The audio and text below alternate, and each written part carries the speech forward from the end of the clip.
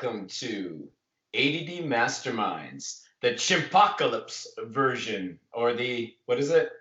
The chimpocalypse extravaganza. That's what I was going to go with. I did not nail that intro. I do like the monkey sounds, though. Okay. Reminds me of a song, Monkey with a Gun. I am here with Jimmy Humphrey. Hello. And it is I. Rex. Jimmy'sTable.com. No. Greetings all, it is I, the Theosaurus Rex. Yo guys, this chimpocalypse thing is crazy. And I have ice in my mouth, just doing that. This chimpocalypse thing is crazy. It's like, to get to the grocery store, you cannot avoid the chimps. The monkeys are everywhere. I tried to go into my car and do something. Boom, monkey on there, throwing bananas at me. Feces everywhere. It is terrible. That's why there's no toilet paper, because people are using the toilet paper to clean up all the feces from the monkeys. And the monkeys talk, and they keep talking about some guy named Caesar. Yes. Like, who is this Caesar? The Romans were a long time ago. This is terrible. I'm Jesus very confused. is Lord. Caesar's not Lord. Chimp. Crazy. Yeah, take that. Caesar's nothing but chimp. That's what I don't know how long we can keep this charade going that it's a chimpocalypse and it's not actually COVID-19, but I want this place to be a safe place for all of you. I want this to be a place where we can get away from all the politics and all the real world stuff that's kind of dragging us down. No politics. It's kind of hard to avoid the fact that we've all been banned to our houses for a while now. Some of you all with privilege, yes. Yes, you privileged people. I've basically been home since Monday. I worked all week at the office, or at home. What about you, Jimmy? How long you been home? Wednesday was my first day, but I usually work. I usually work from home on Wednesdays anyway, but Thursday they actually officially told us don't come back into the office until April 10th. They said if you really, really want to work in the office, you can.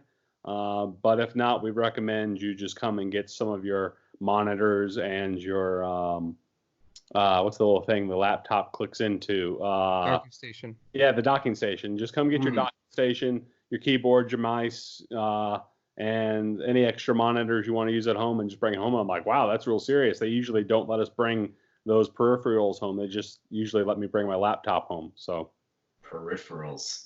I taught an adult computer class, like not adult computer class. That sounds worse than it is. Oh my! But it was a college thing, and I learned what a peripheral is when I was teaching it.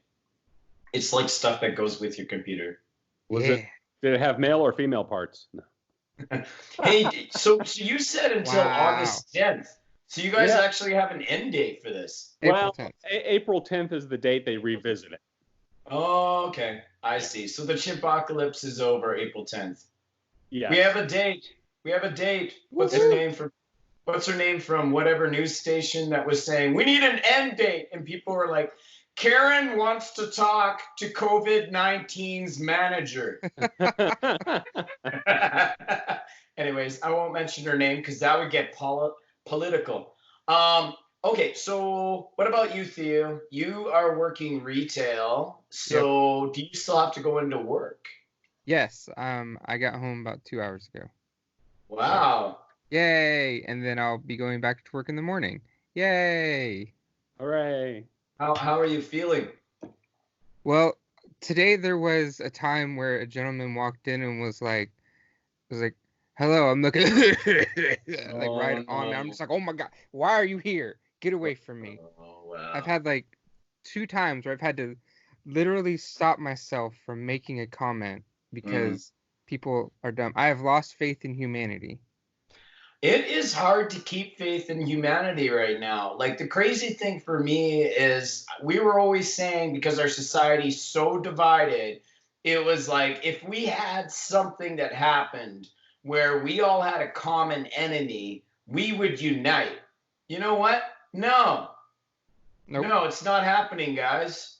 There's still people that are going to be that way. And I'm not going to say which side. It's both sides. They're just going to do what they do. They do what I do. Humanity is terrible and in need of a savior. And that savior is Jesus Christ. Can I get an amen? Amen.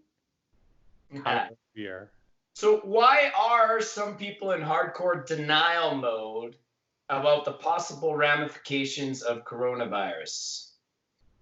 This is hard to do without getting political. I think Go ahead. I would refer to you, Jimmy.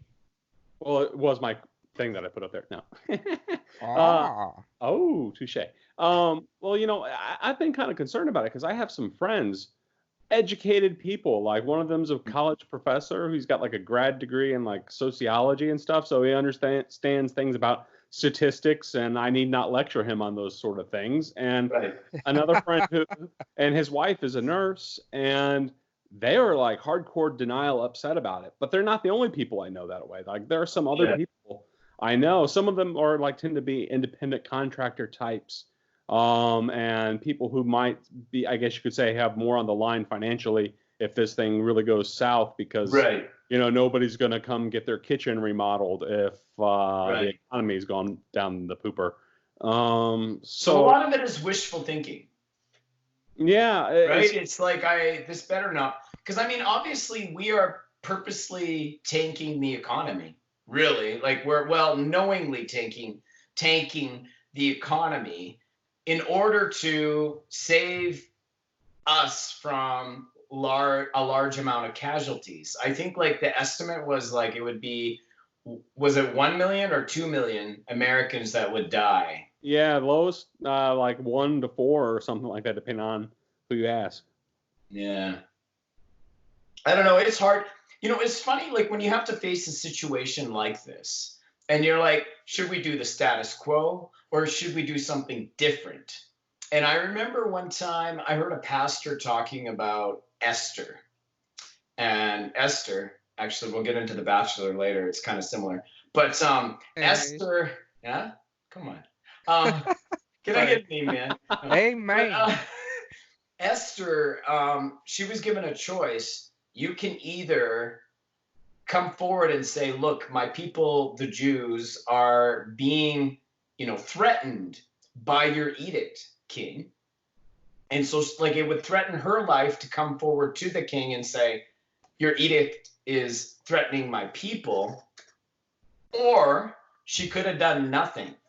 And often status quo feels safer. Right. Yes. But for Esther, would status quo have actually been safer? Or would she have been, terminated with the rest of the Jewish people? And I remember like that preacher talking about that, and he's like, status quo is not always safer. Actually, pretty much her death was guaranteed had she done nothing. And I was like, whoa. It's pretty next level sort of take on Esther. It is. And I don't even remember what preacher it was. It was a preacher somewhere. Probably Rob Bell. Somewhere in Canada. He's in Canada. It was a dude.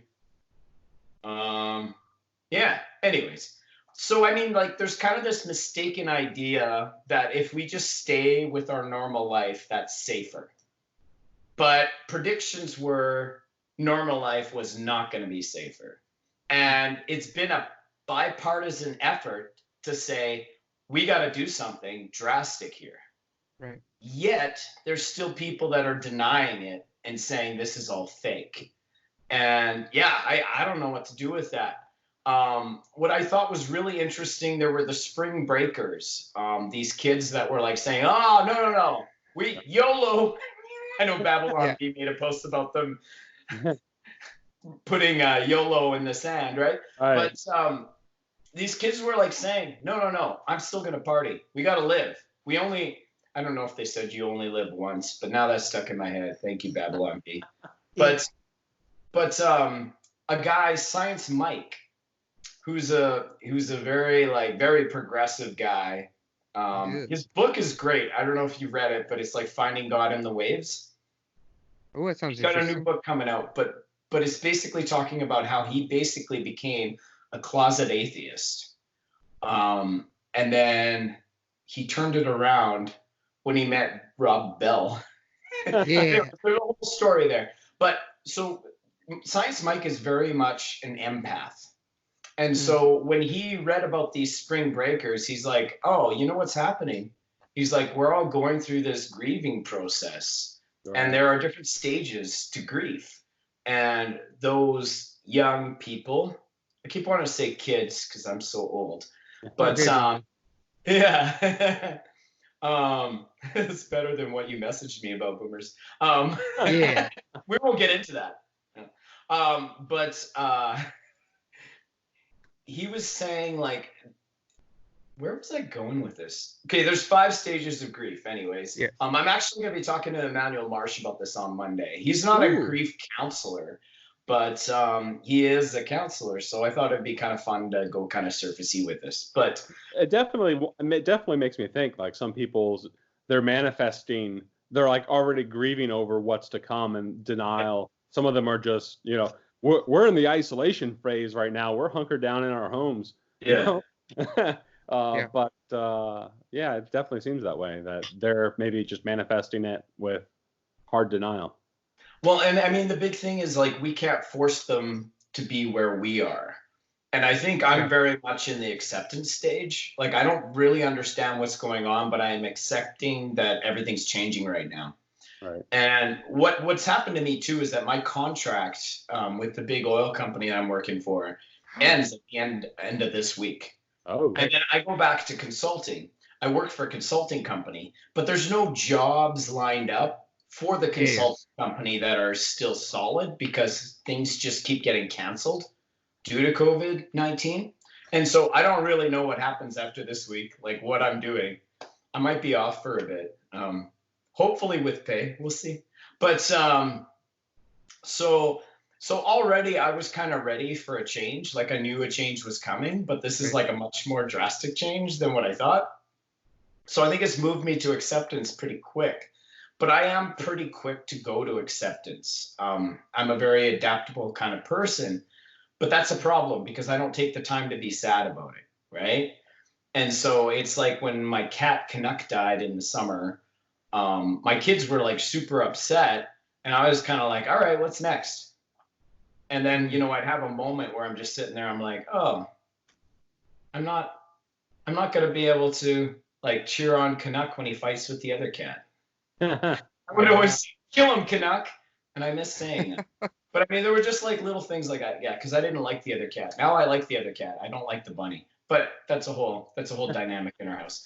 But anyways, but I'm realizing that it's like that stuff comes back, and it's funny because, like, the stages of grief, they say, are denial and isolation, which are kind of one and the same, I guess. They're kind of together. Anger, depression, and acceptance. And I think we always think of grief as going in that order. Like on TV, it's always like that. They're like, oh, you're in denial now, but you're going to be in anger next. Oh, here it comes. Now they're angry. Oh, now they're depressed. Okay, here comes acceptance. That's not how real life works. Nope. Some of us move quicker to acceptance, but that could mean that depression is coming later or anger is coming later. Like, I don't know if you go into denial, though. Well, it's like, you know, I think you have the first denial of everything, and then I think ultimately you have to accept it. And through that acceptance of it, then you get depressed because this is the new, like, where it is. And then at times you get angry. Like, so I'll go through, and one of the things, like, so I've accepted this is where I'm at. And I have accepted the fact that, you know, with schools closed down and testing centers not being done, I'm not going to be able to get my certification to be a teacher. The churches are closed down. They're definitely not going to be hiring someone full time. Yeah. So, like, everything along my career path that I wanted to do and that I've been holding out for and focusing on and working and that kind of stuff. So I'm just kind of, I've accepted the fact that I am going to be in retail for a while. With that said, I get depressed about it because of, like, I'm going to be in retail for a while. And then I get angry at the fact of, like, oh, wow, what was done to me should not have been done. And I am very angry about this. Yeah. And then I go back and being like, okay, now I'm going to accept this again. This is my life. I'm angry over the toilet paper. I have paper rolls.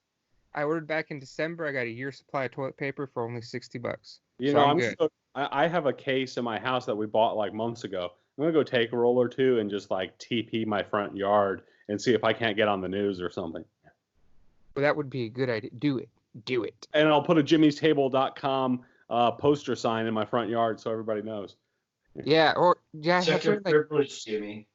Do I I? mean, this is like your Twitter stuff where you start saying controversial stuff and then everybody hates you. I don't know if that's going to be like the controversy you want.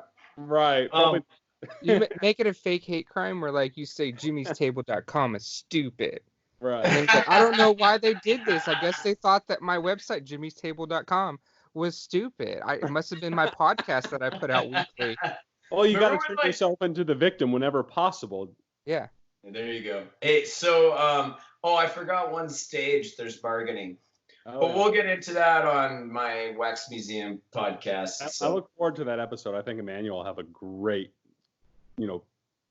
input on that. It's totally his idea. You said that. You're like, you should talk about the 5 stages of grief. I'm like, yeah, I'm doing it. Yep, done. It's already been done. The other thing I want to do is talk to a UK friend about what's going down with that, but I haven't asked them yet. But they are doing it totally different. So, but I mean, they drive like they drive on the other side of the street. So, but we don't get political. That's not political. That's just right and wrong. Okay, so this is really interesting because one of the things that comes into play, and it is very political, is freedom. And this idea of freedom, but then infringing on someone else's freedom by exercising your freedom. And in one of my debates with a friend on Twitter, the first thing he said that I thought was like brilliant was, I don't even know who Oliver Wendell Holmes is.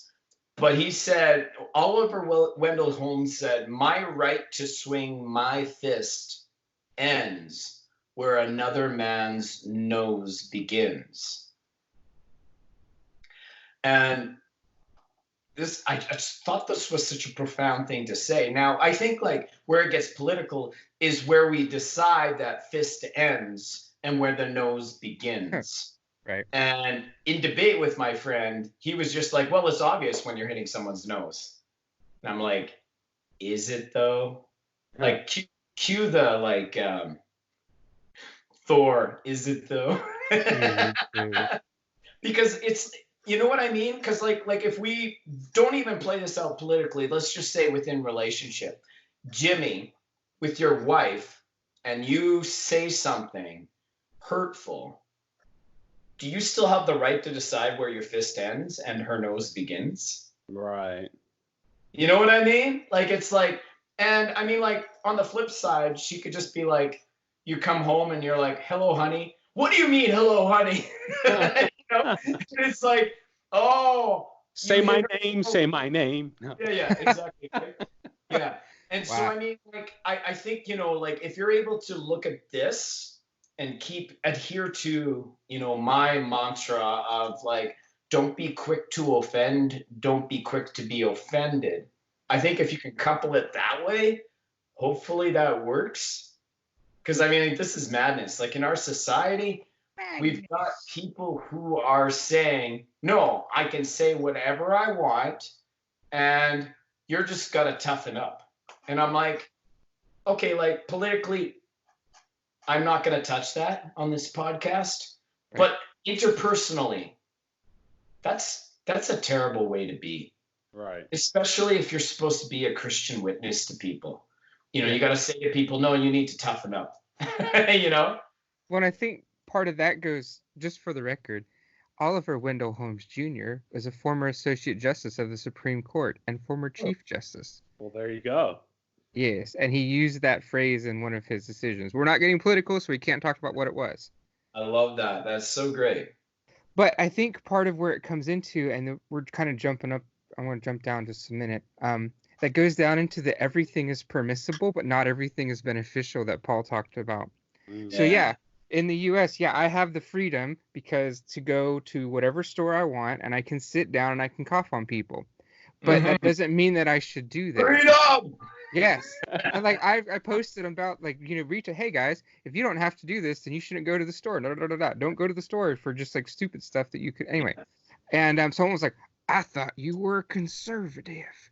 Why do you love the government so much? I'm like, dude, it's not a matter of this. It's a matter of like, yeah, you can go out there, but we want this. We don't want to spread it around, so you just don't do it. It's not like there's not a freedom issue at the moment right now with it. It's a I'm going to be smart and not go out and put myself in a situation with people that could be contagious at this time.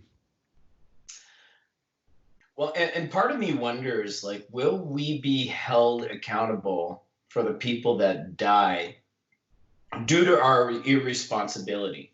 Yeah. I mean, like, I was like, no, I was just exercising my freedom.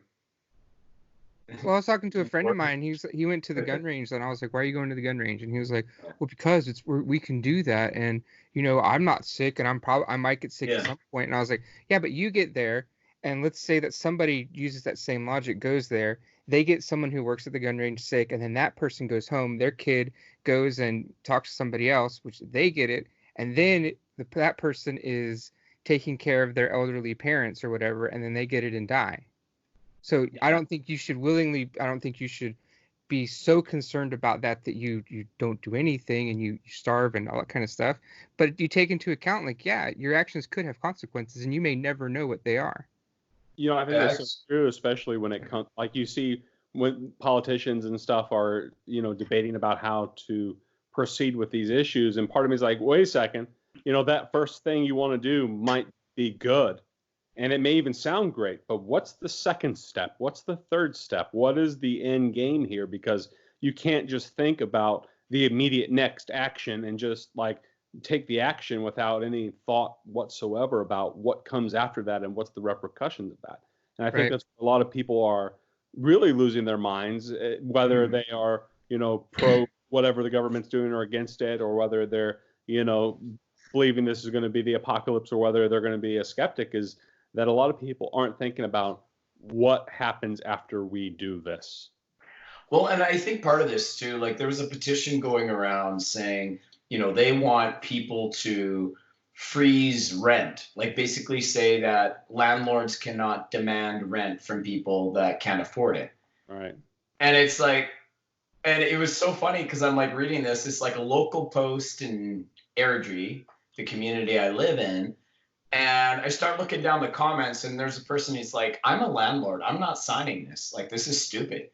And it's like, I got to pay my mortgage. And I'm like, well, that's the thing is like, this guy pays this guy, which pays this guy, which pays that guy, right? And there's always kind of like this notion that it's like, well, there's a point where there's someone's rich enough to pay for everything. Right. And it's like, no. What we're in, like the situation we're in right now is everybody is going to have a debt to somebody, right? Like that's kind of what it is. It's like the parable of the servant. Right. And it's like our government's going to get in deficit. Like it's just guaranteed. Like there's nothing we can do in this situation, like other than like just let people die or just let people go bankrupt. Like it's at some point, when you talk about like, well, we're going to give $1,000 to everyone was kind of like the thing that came out right in the States. And we're going to get it too. It's going to be good. That's my money, John. That's my money. Yeah. And I'll use it when I need it. Call JG Wentworth. Yeah.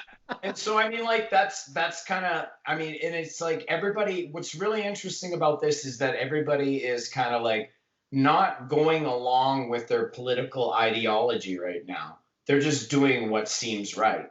And so where we have like you guys are more conservative in your government and they're doing basically universal basic income because it's like, what else do you do? Like and hopefully this is just temporary. And I'm like, I pretty much guarantee that government's not going to say, okay, universal basic income forever now. Yeah. Like there's no way they're going to do that, right? But then, I mean, like Canada sealing their borders. I mean, a left-wing government does not do that. We sealed our borders, right? And I mean, like, that means this podcast is technically illegal, right? yeah. I think we're okay. Oh my. But I mean, like we're seeing things happen that shouldn't happen based on political affiliations. Right. And so that tells me in itself that this is a very serious situation.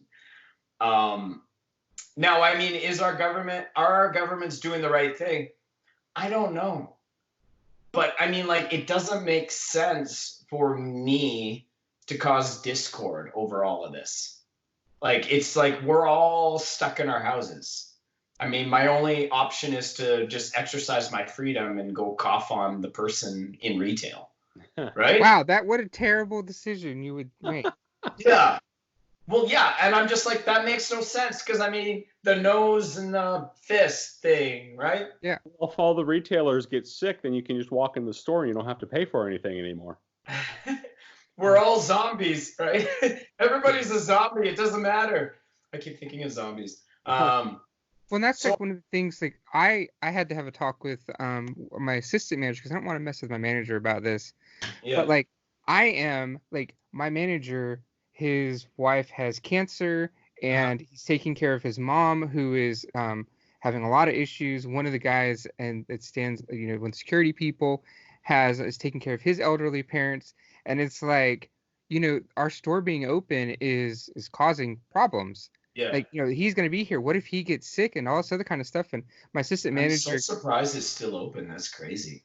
Well, and so one of the things he explained is that the manager has they've set up like the wife is basically quarantined, Right. and that part of the reason why we're open is because well, anyway, without getting into the detail, but part of the reason why we're open is because people need some of the supplies that we sell, but also that there are people who still want to work, especially like over here in Georgia. They shut down all the schools and they kicked all the kids out of their dorms and everything. Right. And so now it's like, well, these kids don't have anything to do, and some of them can't live with their parents, so they're having to rent hotel rooms or weekly things, and so they need money to be able to do that.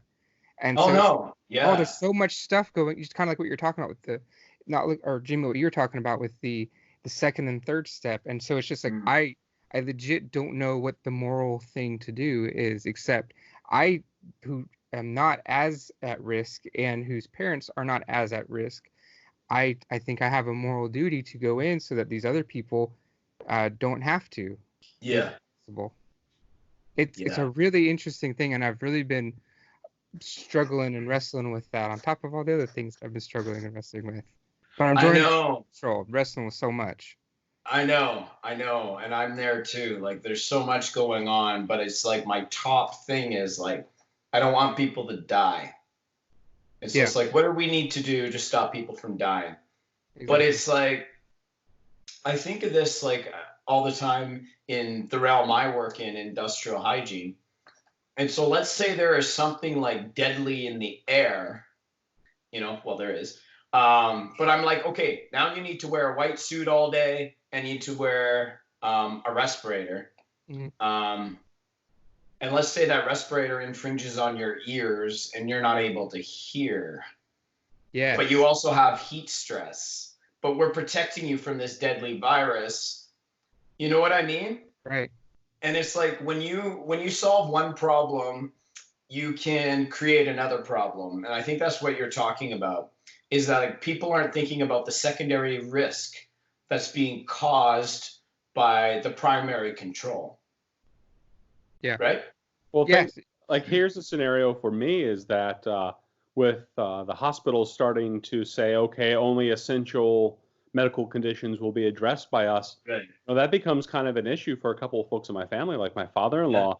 Yeah. He has a neck issue that is causing slight numbing and paralysis in other parts of his body, and he's actually in pain, and he's supposed to have neck surgery next month.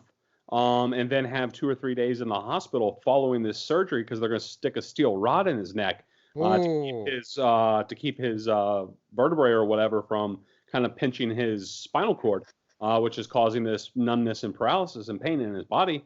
But guess what? Now they haven't decided yet whether they're going to be able to do his surgery or not, if it's going to be truly classified as an elective, because they're prioritizing coronavirus stuff. So it kind of begs the question, like, man, so, okay, let's say we do all this stuff and we reduce the coronavirus deaths and stuff like that, but what about all the other people who couldn't have their regularly scheduled doctor's appointments or procedures simply because they couldn't because everything was being prioritized to coronavirus? Oh, this is wrecking so many things for so many people, right? And like people that are scheduled. Yeah, there's probably people in a lot of pain. Well, like your father-in-law, right? My father-in-law. Yeah. Uh-huh. Um, yeah, no, you're right. You're right. There's a lot of people suffering because of this. And I wonder too if there is more to this virus than just death. Because when you get into like um, any kind of negative thing, like even if you talk about like when we talk about like guns and gun deaths, people are like, well, it depends on how many deaths there are. And it's like, yeah, there are people that actually get injured, get permanently disabled that aren't in the stats. You got people that suffer from PTSD that aren't in the stats, right? So even when we talk about this virus and we say, well, this is the mortality rate, I'm like, are there other things that happen with the virus other than just mortality? Right. Yeah. Are there people that are going to be permanently disabled as a result of it? I'm just asking. I'm not, and you probably don't have the answers, but I feel like there's more to consider than just the death rate, because a lot of people have shrugged this off by saying, oh, it's only like 3%. And it's like the old people and the people that already have conditions, those people. And I remember somebody on Facebook was just like, we can hear you. And I was like, whoa, isn't that crazy? Like they're actually people. And I feel like whenever we get into something political, we tend to forget that there's actually people involved.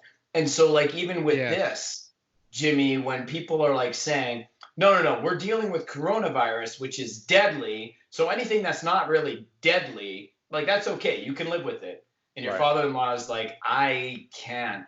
This is going to be brutal. And pray for the world. I would say pray for America, but I'm like, pray for Canada. Pray for everybody. Like the whole world is experiencing this, which is so insane. Like the times we've come to now, like, when people say we live in uncertain times, it's like that really means something now, doesn't it? Yeah. Because I'm pretty sure I know what's happening in the next week, but after that, no idea. Wow. Yeah, it's just going to be, I almost like, there are times where, like, actually I was talking to someone today at work, and we were talking about the thing in V for Vendetta, where, like, the guy's, like, saying, oh, and he's going to do this, and then he'll do this, and he'll clamp down in this way, da, da, da. And it's like, oh my gosh, this is what's going to happen. This is terrible. Not, like, exactly what happened in V for Vendetta, but just, like, how we can start to see, like, well, if these people do this, then the only natural response will be this, and then this will happen. And it's just one of those, like, this is really scary now. Well, it's like, they say everybody go in your homes for 4 to 8 weeks. I don't know about Canada, but, in America, we have this kind of, give me liberty or give me death sort of thing in our DNA. And I can't imagine that even, good old Marxists like Bernie Sanders, I mean, we're not going to be political, but I can't imagine that even the most diehard, like, statist government person in the world in America would even tolerate the sort of lockdown that we're going to have for the next 4 to 8 weeks in this country. And I begin to wonder, at what point do people become desperate, and at what point is there social unrest? Oh, there's a bunch of people buying guns too in the States. What? Like you best believe it. And it's funny because somebody mentioned that on Twitter, a journalist that I go back and forth with once in a while, right? He was Canadian. And he said, I think that this might be a worse situation in the States than in Canada, something tells me. And I replied, and I'm like, I think it's cultural that the American people will be less compliant with this because they believe in, like, freedom is so paramount to being an American that I guarantee there's going to be there's going to be less compliance. Right. And it was kind of funny because when I said that, it made some people angry at me. And they were like saying, why do the liberals always attack Americans? And they're so insecure in themselves that whatever. And I was like, this has nothing to do with my insecurity or my political views, because it's funny that they assumed I'm a liberal. I'm a nothing. I'm a nun. You're a Canadian. You must be. I'm a political nun. Oh. No. But talk about politics. Yeah, exactly. But it was kind of funny because I just said, no, what I'm saying is I think this is a political trend. I think that there's a trend within a society that says, in Canada, it's more like, we'll go with what the government says. They probably know best. In America, it's like, no, I am the government. I decide I'm going to go cough on that guy in retail. I am the Senate. And so it was funny, though, because I was just realizing, and this is something I've noticed so much, is I feel like we are living in a society where so many people don't know who they are. Right. And their identity is so weak. The only thing they can do is attack other people. And so with that, I was like, oh, so you think my identity is weak and I'm attacking Americans because my identity is weak? And I'm like, you know what? If my identity was weak, I'd be really offended right now. But I'm like, no. Right. I'm just going to explain my point. And I'm also going to say what I'm saying may be totally colored by the argument I just had on Twitter over this. Right? But it's kind of funny that you two, as Americans, are like, I think Bridge is right on this. Oh yeah, totally. Yeah. I'll give you a pass I just for now. refer to myself as Bridge. Yeah. At least you're talking about yourself in the third person. Well, you were talking about what we would say. Right. And I'd be like, oh, yes, the bridge. We need to build a bridge. Build the bridge. Except we can't I do am that now. going to build a bridge. Okay, wait, sorry. Wow, we have almost gotten political, like a lot. This was before the whole COVID thing, so I'm hoping we can kind of get away from COVID a little bit. But you know what? It's the topic of conversation no matter where you go. Because it's just like, I want to eat a banana. Well, there may not be any at the grocery store because COVID, right? But, this is 100%. This is so sad. I can't even poop without thinking about the virus. Yeah. So true healers enable others to heal. Boy, I don't like how I phrased that. I think it was a podcast I was listening to, but they were saying it's like true healers enable others to learn how to heal. Okay, I get it. That makes sense. Yeah, I think that's better phrasing. Because it's like, it's this notion that, like, a lot of times when we do things for people, we want to keep being the person that does that thing. And it's like, well, what if we enabled people to do what we do? Like, that is the more selfless approach to things. And it's like, be okay with giving that away. Because when you give that away, God's going to give you more anyways. I really believe that. Yeah, and I think it's part of... Oh, go ahead. What were you saying? Teach a man to fish. Yeah, exactly. You're a fisherman, teach that man to fish. Well, I think of that as a musician. I'm like, if I can somehow help people to develop their skills, then maybe I won't have to be a musician anymore and I can just manage musicians. Right? And it's like, and that's not what most musicians do. Most musicians are like, I want to get really good at my craft and just do it forever. Yeah.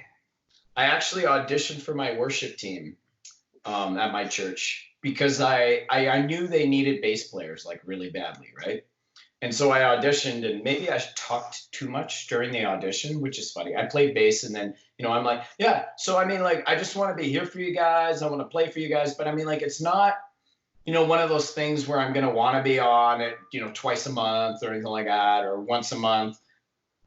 Like, I'm okay with once a month, but eventually, I'm hoping that you guys kind of work me out of the job by bringing up, new people and all this stuff, right? So I kind of had that conversation, and then I talked about my other passions and everything. So basically, they texted me like a while later, and they're like, yeah, so we're getting the feeling that like playing bass is not your number one passion, and we want people to serve where they're passionate. And I was like, I have never had a church say that they want me to serve where I'm passionate. That's incredible. That is awesome. And I was like, yeah, you're right. Bass isn't my number one passion. And it's amazing to me that there are people who, for whom that would be their number one passion. And they just want to be like, I want this to be my craft. But I'm like, I feel like I do so much more than that. I don't know how to say that without sounding ridiculous, but it's like I'm full of ideas. So if I could just like use my ideas and help them write music, that would be really cool. I'm like, here, you write a song about this, you write a song about that, you write a song about this, okay? And I'll just come in and check on you guys and maybe help you tweak the lyrics a little bit so it works. That would be like the ultimate for me. Could you imagine? I'm writing like 5 songs at once, but I have like minions working on them. Oh, minions. That would be dope. But anyways, yeah. So I mean, enabling other people to do something so you don't have to do it every time. Maybe instead of enable, empower would be a better word. Empower. Yeah, because being an enabler can be a negative thing, right? Right. It's kind of like, hey, I do drugs. I'm going to enable you to do them too. Oh, why? And I think the other thing with like the healing thing, I think part of what it is, so just going specifically with the healing, is that you don't, I feel like a lot of times we feel, especially if you're inclined to like any kind of counseling or something like that, we feel that there's a pressure that we have to fix the person. But sometimes maybe it's not fixing the person. Maybe it's helping them understand what's going on so that they can be at peace. It's kind of like with the Jewish people, they have the concept of sitting Shiva, which is, long story short. Sounds like Rob Bell. It is. Haha. Well, that's he taught it. That's where I learned it from.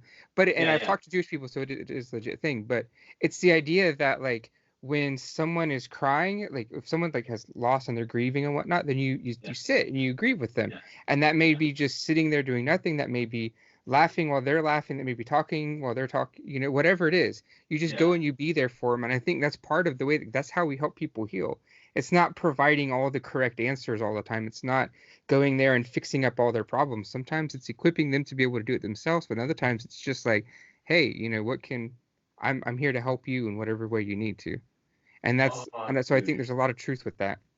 Launching pad. This actually makes me think about something I'm working on right now. I finished the entire Bridge Livwat album. It's a 12-song thing. So it's getting into mastering, but my buddy who's supposed to master it is kind of bogged down with this like COVID thing. Oh my gosh. So we'll see what happens with that. What more can we suffer? What more will this take from us? COVID is now killing art. But now Xander is giving me tracks for a new album. And so I'm already starting to think about the next album. And this is a concept I want to work with right now. I was listening to a preacher talking about salt and light and how Jesus said we're salt and light. And he said one thing that I've just been stuck on. You ever listen to an entire message and you hear this one part and you're like, I know this was not supposed to be the main point, but I'm going to ruminate on this one point. And the one point was like, this guy's sitting here and he said, I was eating fish and it seemed bland. And I said, please pass the salt. And his wife passed him the salt. He added salt to it. And he said, what salt does is it brings out the flavor that's already there. And I was like, whoa. That's going to be a song. But this concept, like I think it's everything that I've been thinking about evangelism is right there. And it's just like this idea that you're bringing out the flavor that's already there. If you're the salt of the earth, you're not walking up to that person and say, forget everything you know, it's garbage. You start with, what do they already know? The unknown God. Hey, I found the unknown God. Let me tell you about him, right? Yes. But it's like meeting people where they're at, be the salt, bring out the flavor that's already there. What a beautiful thing. Preacher. Glory. Preacher. Woo, woo. You're getting a lot of amens. How are you guys doing anyways? Like, are you guys doing okay with everything? Yeah. I just feel like we have to ask that regularly. Yeah, I'm good. I mean, I'm definitely concerned with what's going on in the news, and you know, especially since I'm, you know, a big bad banker and stuff. I'm in the mortgage world. I get especially nervous when I hear, you know, political things about like them talking about not foreclosing on anybody that doesn't pay on their mortgage over the next couple months, and Right. or state of New York declaring that nobody has to pay their mortgage for the next couple months. And I sit there and think, well, wait a second, my job, my bread and butter is those mortgage payments. Yeah. Right. Yeah. That's so evil, Jimmy. You're so evil. No, I'm just kidding. I know. No, that's it though, right? And it's funny, they were talking about like paying rent and stuff like that, and like Canadians being able to pay rent, and they were saying, that if somebody can't pay their rent, their landlord's not going to kick them out because there's no one that is going to pay their rent to replace them, right? And so we're just at such a weird place with all of it. But I've been thinking a lot about like what. It's like I think it's similar to what I've said before, and I've probably said it on the podcast before, is I believe that mental health requires striking the optimum balance between being and doing. And right now I just feel like I'm treading water. I'm going to be treading water for the next week. After that, I'm not sure what happens, but like it's like, let's just tread water. Let's just, it's like you concentrate on just paddling. And I feel like that's the best thing we can do right now is like just try to keep things moving. Try to move in the direction that you need to, because like we don't know what all this means. There's so much uncertainty. I think that's where all of us are going to be for the next, however, is we are all going to just be treading water. Like I said, I was sitting there thinking today about all those preachers who, talk about fulfilling your destiny and all that sort of stuff. And they're preaching regularly and, becoming the person that God wants you to be. And, really, just this self-aggrandizement of your own fulfilled calling and that sort of stuff. Like nobody's going to be living that life for a while. And that's really kind of been almost, I would say, a privilege of Western society and our wealth is that we've had time to sit there and think, well, what's my purpose? What's my calling? What's my destiny? And like for, thousands of years, most people have just been, I just want to put bread on the table and not die today. And that's all of us now, eh? Yeah. And I think this is something, that I feel like has been such a huge lesson for me over the last, let's say 10 years, is that calling is not this massive thing where you become exactly what God wants you to be. Right. Calling is lived out in the day-to-day. Right. And maybe calling shifts in every season. And I'm assuming, Theo, you know a little bit about this. Just a little bit. It's terrible. Oh, man. But we got to find a way to enjoy the journey, even in the midst of this. Yeah. Right. And I was thinking, people, I've seen a few people post now, and they're saying, what are you thankful for? And I'm like, I'm thankful that I have a spacious house to live in, where all 5 family members can have their own space if they want it. And I'm thankful that I have 5 family members, right? And it's like, we're not always going to get along, but it's like we're family. Like it or not, we're family, and we're here for each other. And it's like, count your blessings. And I think, I do really believe that I can continue to live out my purpose of just shifting people's thinking a little bit. I feel like that's all I'm called to do, and I'm just going to do it. And I feel like, especially right now, I feel like what the world needs is a little bit of hope. Love, sweet love. They need art. Yeah. Well, maybe after this week is up, because I'm so focused on work this next week to wrap up everything. Maybe after that, I'll just get into like a super creative mode and just start making some ridiculous stuff. Yeah. Ridiculous stuff. It's like a trap song about toilet paper. I don't know. Oh my God. Amazing. But that'd be fun. I wanted to put some stuff in my SoundCloud. I wanted to just make some ridiculous music for my SoundCloud so that whenever, anything takes off on me, I can just be like, check out my SoundCloud. For some vintage hits. Make a song called When the Toilet Backs Up. When the Toilet Backs Up. So, Theo, yes. Final Bachelor update. For this season. I object. No, it's okay. We did Esther, so we might as well do the other Bachelor. Woohoo! I'm sitting out for this one. No, well, it's not so much. It's just this made me think of something. So there's two things that I learned from it, or that made me think about things. So the first one, so during the Bachelor, there's this time like when you have 3 people left, then they go to fantasy suites. And as you remember last time, we were struggling with, would the girl who claimed to be a Christian spend the night with the guy and lose her virginity, etc. Good news, she didn't. Now, because she chose to hold to her values and hold to her morals and say, hey, look, I'm not going to do this, chaos erupted. And 2 of the other girls looked at her and they were like, what did you expect? Like, you're going on The Bachelor. Why would you not, sleep with him? You got to figure out if you're going to marry him. And they were judging her for it. And so I started thinking, is like, were they judging her because she didn't live up to their expectations or his expectations, or was it a thing of like she chose not to participate in this thing and they were like, maybe I shouldn't have participated in this, and because she didn't, now I'm a bad person, or whatever the case is. And even if not specifically that, I know that that's getting away from The Bachelor. That is a kind of a big thing, especially like when you're in college and everyone's drinking and stuff like that. People want to see you drink. And I think part of it's because they feel that you're judging them because you don't drink. Because sometimes you abstaining from sin is actually identifying something as sin. And then people who participated, even if they're not convicted by it, can still they think that you're judging them. Anyways, that's kind of a whole bunch of stuff.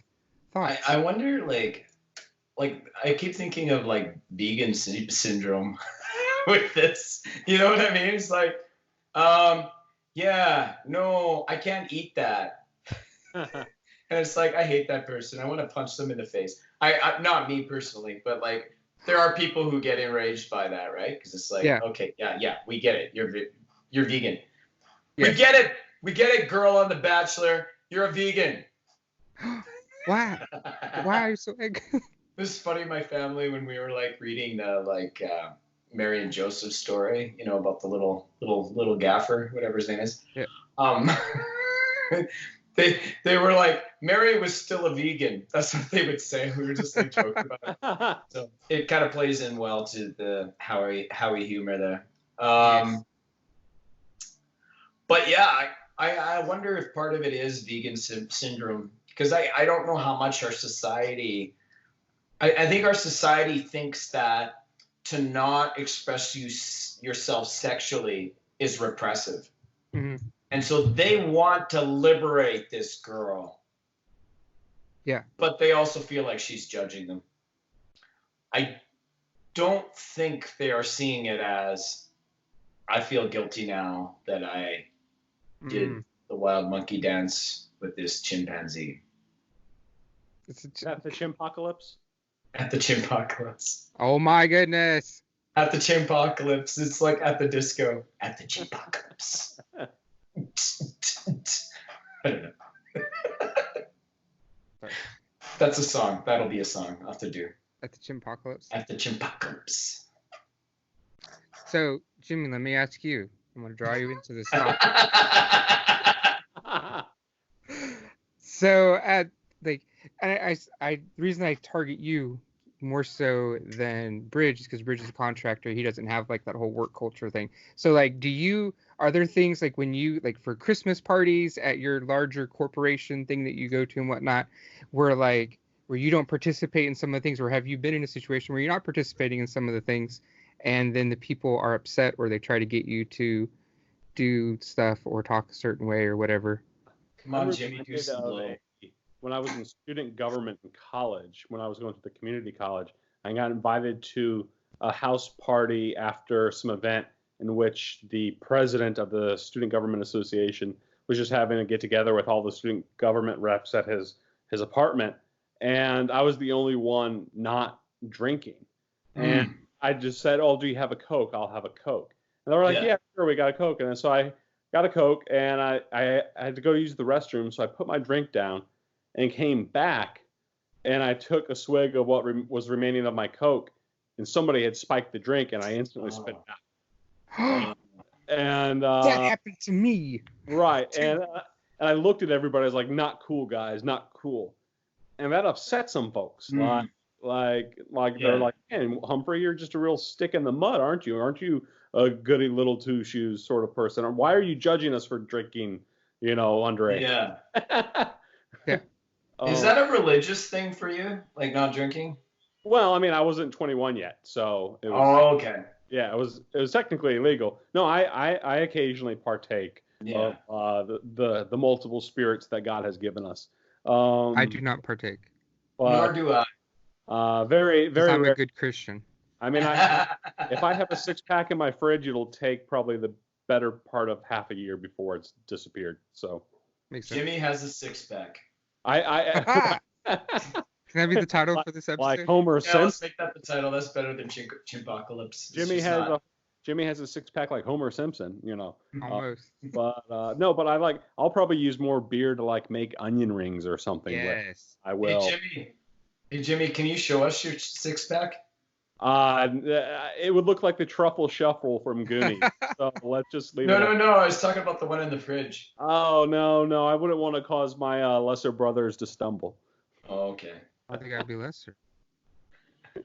Hey, so I got Disney Plus finally. Yay! I need to stop paying for that until they come out with the next Mandalorian. Now, I've been watching nothing but The Simpsons. Oh my goodness. But before we get to The Simpsons, I'm just going to say my favorite Disney princess is Aurora. I'm not even sure. Is that the Sleeping Beauty, right? The Sleeping Beauty, yeah. Yeah. The only reason why is because I like saying Aurora. Wow. Aurora Borealis. I just say that to my daughter all the time. She'd get annoyed. All right. Your Simpsons. Simpsons. Okay, yeah. Sorry, I had to find it on the list. My favorite Simpsons moments, and I'll allow you guys to partake once I'm done mine, okay? Oh. I was watching one of the early episodes, and there's a Sunday school teacher, and the kids keep asking these questions like, do dogs go to heaven? She's like, no, they don't. Right? And then, so then there's continues the episode, and then they come back to the Sunday school teacher again, and then the kid's like, she's like, okay, for the last time, the dummy does not go to heaven, but the ventriloquist does. I really like that. Okay. That's awesome. I got a couple more moments I love here. So there's the girl who is at like this big conference where there's like a car, and she's blonde, and the guy comes up to her and says, do you come with the car? And she's like, oh, you. And then another guy comes up and he's like, do you come with the car? And she's like, oh, you. I don't know. She's funny. Wow. Okay. There's like this episode where Homer becomes a VIP. And so they're like, so he's like, what does the V stand for? And she's like, very. And he's like, what does the P stand for? And she's like, person. And he's like, and she's like, important. And he's like, what does the V stand? What does the V stand for? Anyways, that's so funny. Oh yeah. Okay, one more. Dr. Nick, right before he does surgery on Homer. Now, if something should go wrong, let's not get the law involved. One hand washes the other. Oh, that reminds me. Okay, did you guys have any Simpsons moments you'd like to share? I wasn't allowed to watch The Simpsons growing up, and so I never really kind of went back to it. So I'm guessing some of our listeners are still not allowed to watch The Simpsons. I feel encouraged, though, because Kyle Mann over at the Babylon Bee is currently binging The Simpsons and, on social media. So that makes – and he's a uber Christian because he runs the Babylon – or he writes for the Babylon Bee. So it makes me wonder if my parents weren't wrong when I was being raised. I have a friend on Twitter who's like, I'm gonna make my own Babylon Bee site that's Christian. I was like, well played, dude. Well played. I like Kyle Mann though. I go back and forth with him sometimes. Actually, he said that I'm his favorite commie, so I'm not really. Oh. I should really be using that as my tagline at the beginning of my podcast, eh? Yes. So-and-so's favorite commie. Yeah. Kyle, man. Yeah, I'm a political nun, so I'm very pious, and I wear a black habit. Oh, and you're kind of wearing all black right now. Kind of. It's great, but like whatever. Tell them you're to the right of Justin Trudeau. Who's that? Oh. Wow. Are we gonna have to bleep that out? Justin Bleep. Oh man, I'm gonna make a Twitter account again. Okay. That'll be actually funny. Okay. So one more thing before we close out. God Save the People, Godspell. What that? Yes. So there was back in the 70s, there was a musical called Godspell where the people dressed up like clowns. It is very good and it is awesome. But I'm listening to the soundtrack randomly because that's what I do, y'all. And there is a song, and so the song, I won't do the whole thing, but there are a couple lines that I really like that just got me kind of thinking about like kind of a prayer that I've been kind of going over, not just in my mind, but just like, just as I'm driving to work, I sing this song as like a prayer. And it's the people of Israel in this thing are basically singing, when wilt thou save the people, O God of mercy, when? The people, Lord, the people, not thrones and crowns, but men. Flowers of thy heart, O God, are they. Let them not pass like weeds away. Their heritage a sunless day, O God, save the people. Shall crime bring crime forever, strength aiding still the strong? Is it thy will, O Father, that men should toil for wrong? And then it says, but no say thy mountains, and no say thy skies.